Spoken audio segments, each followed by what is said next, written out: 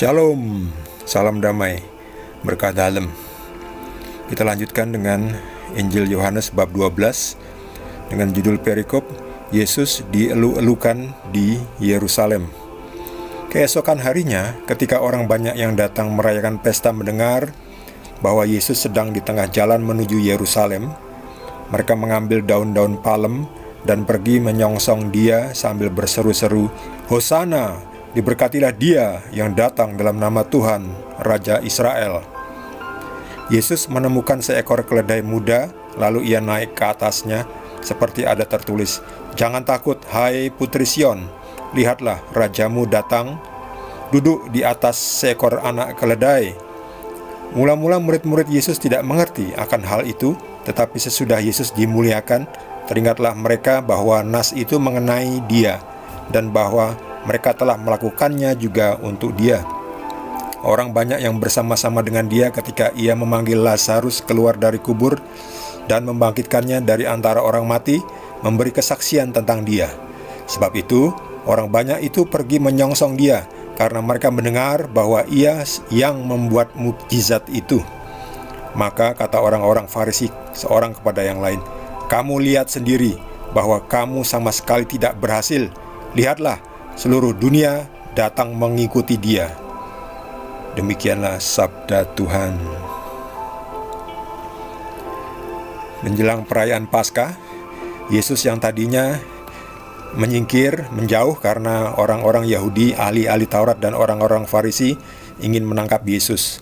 Jadi Yesus menyingkir dahulu ke Efraim, ya. Tetapi kemudian Yesus juga tetap datang ke Yerusalem pada hari raya Paskah, ya.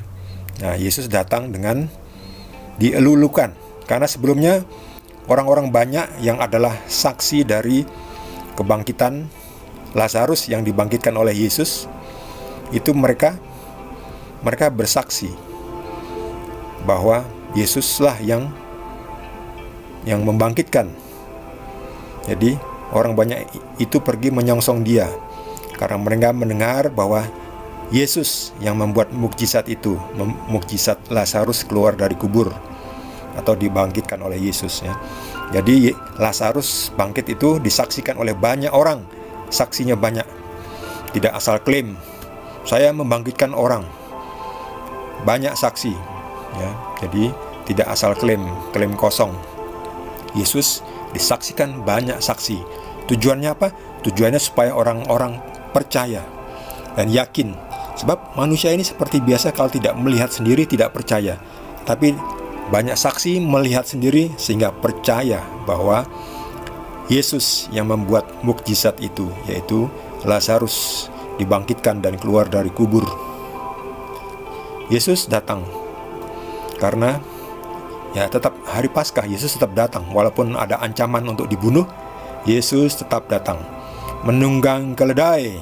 "Lihatlah rajamu duduk di atas seekor anak keledai." Keledainya aja bukan keledai yang dewasa, anak keledai yang dungu, yang hijau, yang lugu. Jadi raja yang adalah Tuhan ini mau merendahkan dirinya menunggang anak keledai. Tidak seperti raja yang gagah perkasa menunggang kuda stallion yang gagah perkasa. Yesus walaupun adalah Tuhan, pemilik bumi dan langit dan dunia ini, tetapi Yesus mau merendahkan hatinya, merendahkan dirinya, naik keledai yang lemah, yang hina dina ini. Betapa rendah hatinya Tuhan Yesus. Yesus datang dan dielu-elukan oleh banyak orang, karena mereka sebelumnya sudah melihat Yesus ini bisa membangkitkan Lazarus yang mati. Diberitahu oleh saksi yang menyaksikan bahwa Yesus sudah bisa menyembuhkan dan bahwa Yesus akan datang ke Yerusalem. Jadi orang-orang banyak ini mereka menunggu, ya, di kanan kiri jalan membawa palem, mengelu-elukan, ya, menyambut Yesus. Mereka ingin menjadikan Yesus sebagai raja. Mereka menyambut Yesus yang adalah orang yang bisa membuat mukjizat. Ya, ini. Mereka mendengar bahwa Yesus yang membuat mukjizat itu. Jadi Yesus memang Tuhan membuat mukjizat, orang banyak makin mengenal Yesus.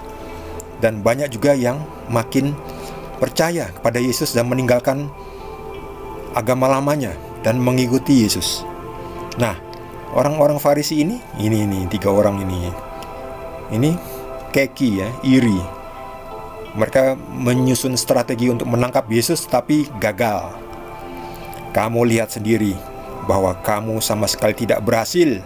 Lihatlah, seluruh dunia datang mengikuti dia. Jadi orang-orang Farisi ini yang benci kepada Yesus, benci dengan Yesus, mereka hanya bisa menonton ya, tidak bisa apa-apa. Mereka hanya bisa iri, mereka hanya bisa benci. Ya, mereka inilah pengikut setan ini ya, yang membenci kebaikan. Mereka mengharapkan Mesias yang gagah perkasa datang menyelamatkan mereka dari penjajahan Romawi. Tapi Yesus, Mesias, datang membebaskan manusia dari penjajahan yang lebih berat, yaitu penjajahan dosa. Supaya kita manusia yang berdosa ini bisa dibersihkan dan disucikan dan bisa masuk ke kerajaannya Tuhan Yesus, yang adalah kerajaan surga, di mana hanya orang yang suci, yang bersih, yang bisa masuk. Untuk itu Yesus datang untuk menebus dosa-dosa kita, supaya kita bisa diselamatkan. Bagi saudara yang mendapatkan tambahan pencerahan dari Tuhan Yesus, boleh juga berbagi dengan kita semua. Bagi yang belum subscribe, jangan lupa di subscribe dan juga di like. Kita akan lanjutkan dengan perikop berikutnya, masih di Injil Yohanes bab 12. Terima kasih. Tuhan Yesus berkati kita semua.